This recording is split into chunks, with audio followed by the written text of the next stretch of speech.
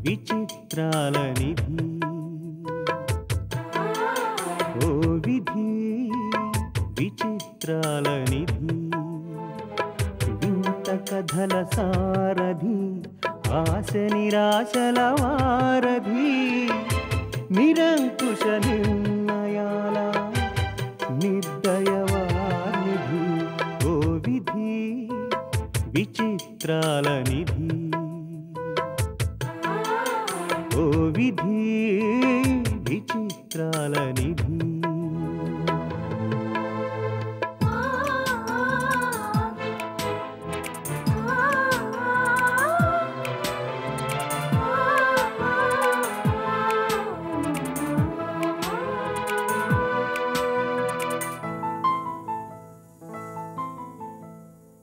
అన్నీ ఉన్నాయనిపిస్తూనే అందకుండా చూస్తావు సంపదలెన్నో ఇచ్చి సంతోషం మాత్రం దాచేస్తావు కోరికలని ఉరి తీయాలని నీకెంతో ఉబలాటం ప్రాణాలతో చెలగాటం నీకు చేతివాటం ఓ విధి విచిత్రాల నిధి ఓ విధి విచిత్రాల నిధి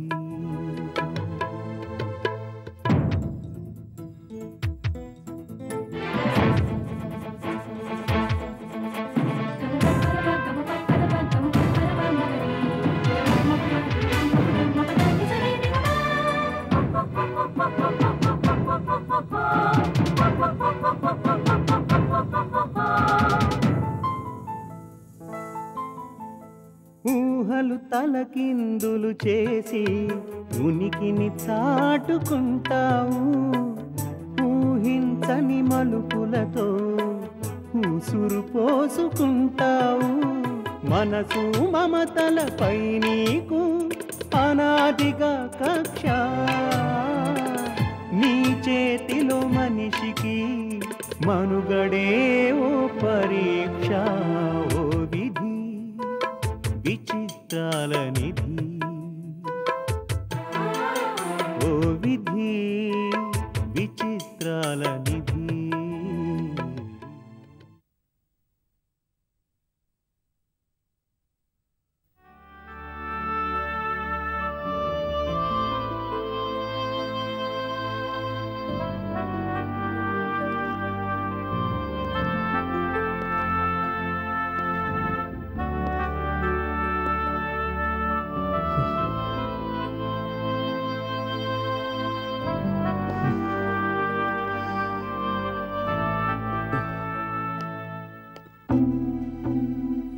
మదన్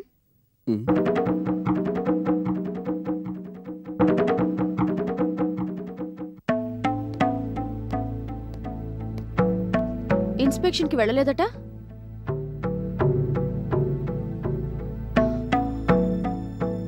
అడిగేది నిన్నే ఇన్స్పెక్షన్కి ఎందుకని వెళ్ళలేదు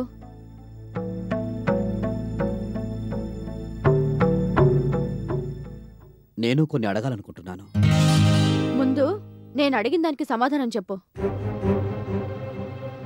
పరిశీలించవలసినవి ప్రశ్నించవలసినవి ఇక్కడ ఉంటే నేను ప్లాంట్కి వెళ్ళే ప్రయోజనం లేదనిపించింది ఏమిటో ఇక్కడ నువ్వు అంతగా ప్రశ్నించవలసినవి పరిశీలించవలసినవి అయినా ఇక్కడ వ్యవహారాలన్నీ నేను చూసుకుంటానని చెప్పాను కదా అవతల నీకోసం అంతమంది వెయిట్ చేస్తుంటే నువ్వు ఇక్కడికి రావడం ఏమిటి ప్లాంట్కి వెళ్దామనే బయలుదేరాను మధ్యలో పాడైపోయింది కారు మరో విషయం నువ్వు నాకు చెప్పుంటే వేరే కారు పంపించుండేదాన్ని కదా కారుతో పాటు మూడ్ కూడా పాడైపోయింది అంతగా ఎందుకు పాడైపోయిందో మూడ్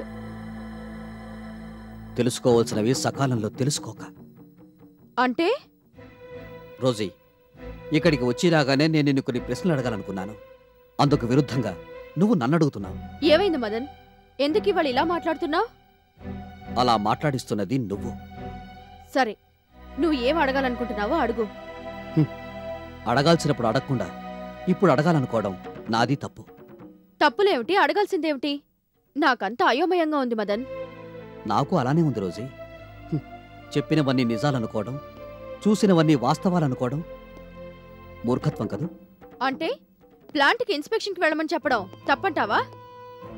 తప్పొప్పుల చిట్టా గురించి మాట్లాడడానికి ఇది సరైన సమయం కాదేమో రోజీ.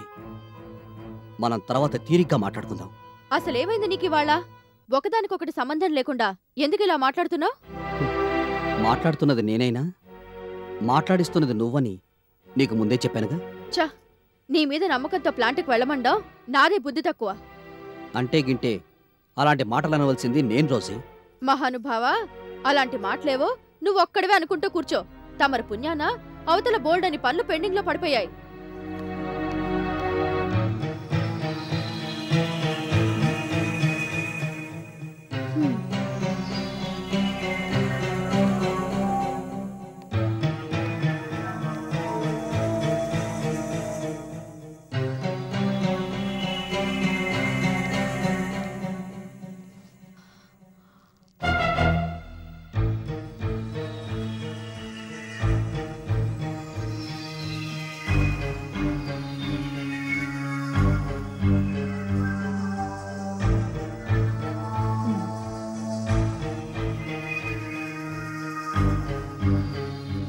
శంభు ప్రసాద్ని అర్జెంటుగా వచ్చి నన్ను కలవమని చెప్పు.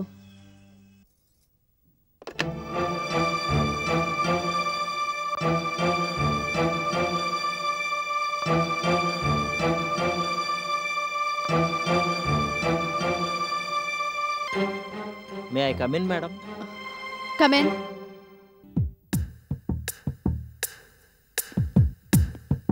కూర్చో. చంబు, మదనేమిటి అలా ఉన్నాడు ఇవాళ? ఎలా ఉన్నాడు? ఏమిటో గమ్మత్తుగా మాట్లాడుతున్నాడు. మామూలుగా కనిపించడం లేదు. ప్లాంట్కి వెళ్ళొస్తా అన్నాడు. వెళ్ళొచ్చాడా? ఎక్కడికో వెళ్ళొచ్చాడు. కానీ ప్లాంట్కి వెళ్ళాడా అనేది నాకు అర్థం కావడం లేదు. అదేమిటి రోజీ? ఏమిటో నాకంతా అయోమయంగా ఉంది. నువ్వు అర్జెంటుగా మదన్ని కలవాలి. ఇప్పుడేగా వచ్చినట్టున్నాడు. అయినా పర్వాలేదు. నువ్వు అతని దగ్గరికి వెళ్ళి సావకాశంగా మాట్లాడి ఏమైందో కనుక్కుని నాకు వెంటనే చెప్పాలి. ఏమిటి, వినిపిస్తుందా? అది కాదు రోజీ, మదన్ బాగా డిస్టర్బ్డ్గా ఉన్నాడా? వెళ్ళి నువ్వే చూడు. నువ్వు ఇన్నిసార్లు చెప్పావంటే ఖచ్చితంగా ఏదో ఉండే ఉంటుంది. సరే, మళ్ళీ వస్తాను.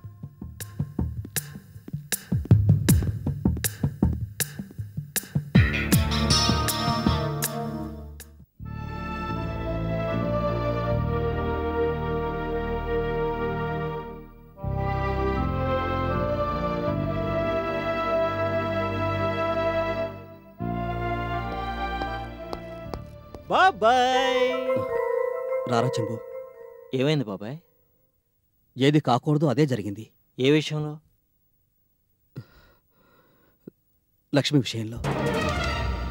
లక్ష్మి విషయంలోనా? అవునరా. ఏంటి బాబాయ్ నువ్వు చెప్పేది?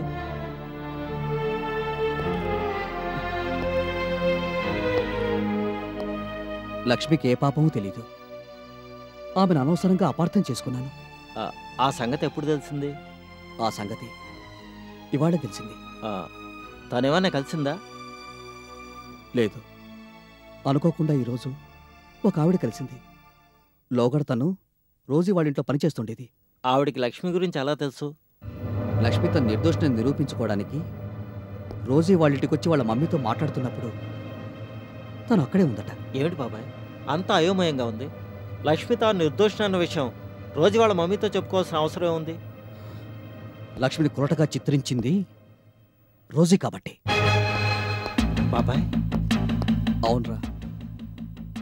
లక్ష్మి మీద నా మనసును విరిచేయాలని రోజీ పెద్ద నాటకం ఆడించింది. చూసేవాళ్ళు అదంతా నిజమైన నమ్మేంత గొప్పగా సీన్ క్రియేట్ చేసింది. అదంతా తలుచుకుంటే రక్తం సలసల మరిగిపోతోందిరా. రోజీ ఎంత దారుణానికి ఒడిగట్టిందా బాబాయ్? అవును. పైకి ఎంతో అందంగా నవ్వుతూ తీయగా మాట్లాడుతూ నేను మనసారా ప్రేమించిన లక్ష్మిని నాకు దూరం చేసింది. ఇంత చేసిన తనని ఏం చెయ్యాలి?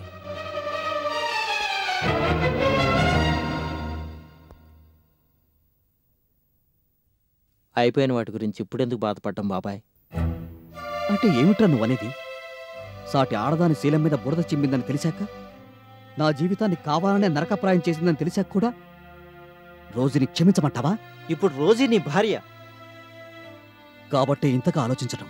ఆలోచించి ఏం చేస్తావు? జరిగిపోయిన కథను తలుచుకొని జరుగుతున్న కథను సమస్యలోకి నెట్టివేయడం అంత మంచిది కాదు బాబాయ్. ఈ విషయాన్ని ఇంతటితో మర్చిపోవడం మంచిది. ఇదట్రా నువ్వు నాకు ఇచ్చే సలహా? నీ వెల్విషర్గా ఇంతకు మించిన గొప్ప సలహా మరోటి తట్టడం లేదు బాబాయ్. అనవసరమైన సలహాలేవి ఇవ్వక్కర్లేదు. ముందు వెళ్ళి ఇక్కడి నుంచి.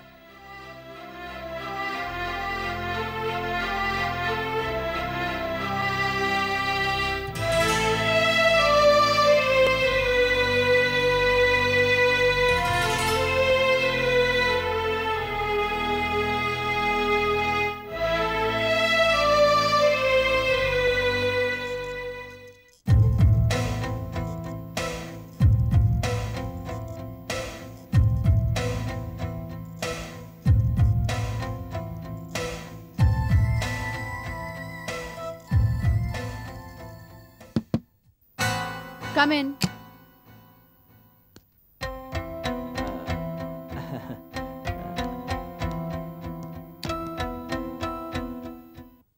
కలిసావా? కలిశాను. మొదట్లో నేను కొంచెం ఆశ్చర్యపోయాను. ఇదేమిటి బాబాయ్ ఇలా ఉన్నాడా అని. నువ్వు ముందే చెప్పావు కదా మనిషి అదో టైప్లో ఉన్నాడు అని. పెద్దగా షాక్ అవ్వలేదు నేను. ఏ మాటకి ఆ మాట చెప్పుకోవాలి రోజీ. నన్ను పలకరించడంలో కానీ రిసీవ్ చేసుకోవడంలో కానీ పెద్ద తేడా ఏం కనిపించలేదు. అసలేం జరిగిందంట? ఇలాంటి విషయాల్లో ఏం జరిగింది అనే దానికన్నా ఎందుకు ఇలా జరిగింది అనేది ఆలోచించడం చాలా అవసరం రోజీ. అంటే నా విషయంలో గాని ఏదైనా ఫీల్ అయ్యాడట్నా? ఫీలింగ్ అనేది మనిషితో పుడుతుంది అంటారు సైంటిస్టులు. సైన్స్ ప్రకారం ఫీలింగ్కి మనిషికి విడదీయరాని సంబంధం ఉంటుంది.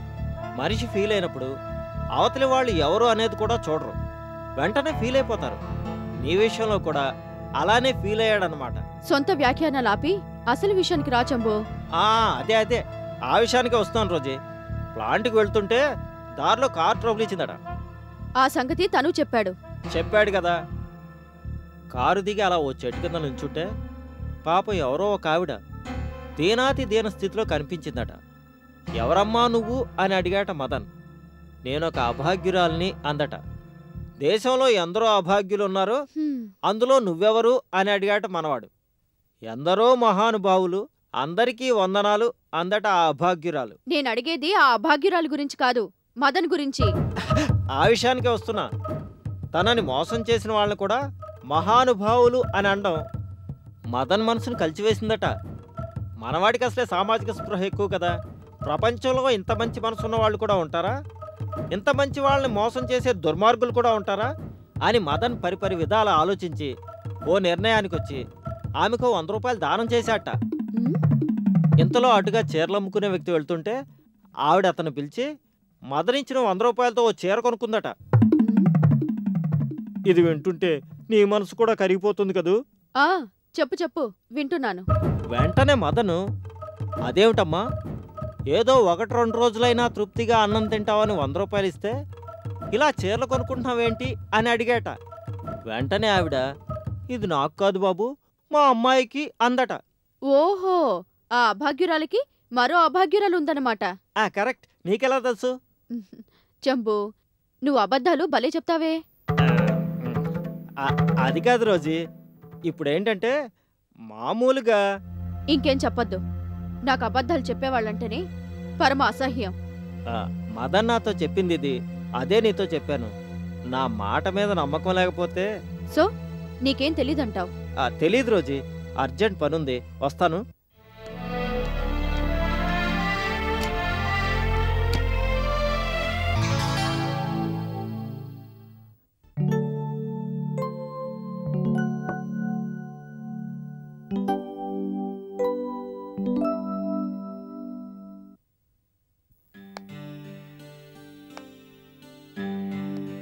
ఆయమ్మా, లోపలికి రామ్మా. మేడం పై గదిలో ఉన్నారు, పిలుస్తాను. మెల్లగా. మేడం ఎలా ఉన్నారు? కోపంగా ఉన్నారా? కోపమా? దేనికి? మేడంకి చెప్పకుండా సెలవు పెట్టాను నేను. అర్జెంటుగా ఇంటికొచ్చి కలవమని పిఏ రాజుగారితో కబురు పెట్టారు. కోపంగా ఉండే ఉంటారు. అయినా మేడంతో చెప్పకుండా సెలవెందుకు పెట్టినట్టు? మీ స్టాఫ్ అంతా వీక్లీ ఆఫ్ కూడా తీసుకోకుండా పనిచేస్తున్నారటగా. ఏం చేయమంటావు ఆయమ్మా, అర్జెంటుగా ఇంట్లో ఉండిపోవాల్సి వచ్చింది. ఏదైనా ప్రాబ్లమా? ప్రాబ్లం అంటే ప్రాబ్లం కాదనుకోండి. అవతలి వాళ్ళు అనుకోకుండా సడన్గా పెళ్లి చూపులకని కబురు పెట్టారు. పెళ్లి చూపులా? అయితే సెలవు పెట్టాల్సిందేగా. కనీసం టెలిఫోన్లో ఇన్ఫార్మ్ చేసేంత టైం కూడా లేకుండా పోయింది. అప్పటికి ఓసారి బయటికెళ్ళి ఫోన్ ట్రై చేసి చూశాను. కంటిన్యూస్గా ఎంగేజ్లో ఉంది ఆఫీస్ ఫోన్. ఫోన్ ఎంగేజ్ లో ఉంటే ఉండింది గాని పెళ్లి చూపుల రిజల్ట్ ఏమిటో ముందు చెప్పు. 2 వారాలు ఆగితే మంచి ముహూర్తాలున్నాయంట. శుభలేఖలు వచ్చి కాగానే వచ్చి కార్డిస్తాను. ముందు ఈ సంగతి మేడంతో చెప్పు, సంతోషిస్తారు. అసలే కోపంగా ఉన్నారంటున్నారుగా, ఎలా రియాక్ట్ అవుతారో ఏమో. Congratulations. Good evening madam. Good evening. Hearty congratulations. Thank you madam. కూర్చో.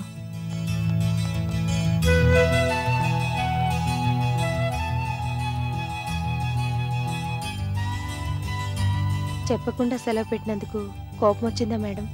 మొదట కోప్పడిన మాట నిజమే, కారణం తెలిసిన తర్వాత సంతోషించాను. అమ్మయ్యా, నేను మిమ్మల్ని కలిసేటప్పటికి మీ కోపం అంతా పోవాలని దేవుళ్ళందరికీ మొక్కుకున్నాను మేడం. ఆ దేవుళ్ళంతా కలిసి నీ కోసం ఓ చిరుకు అనుకుని పంపించారు.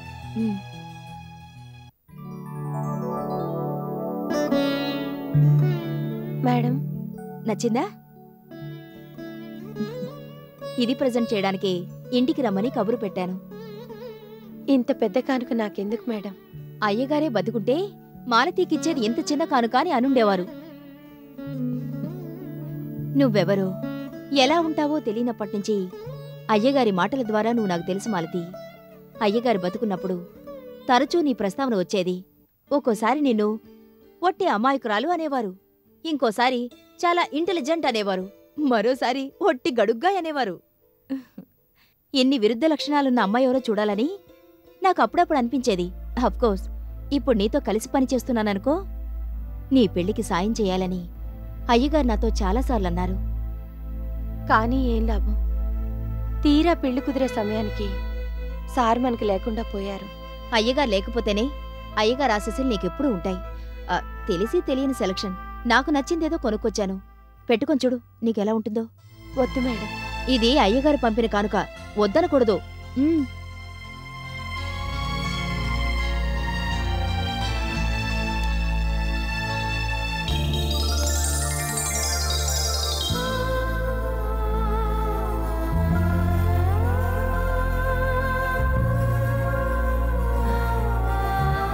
ఎలా ఉందో చెప్పు అయ్యా.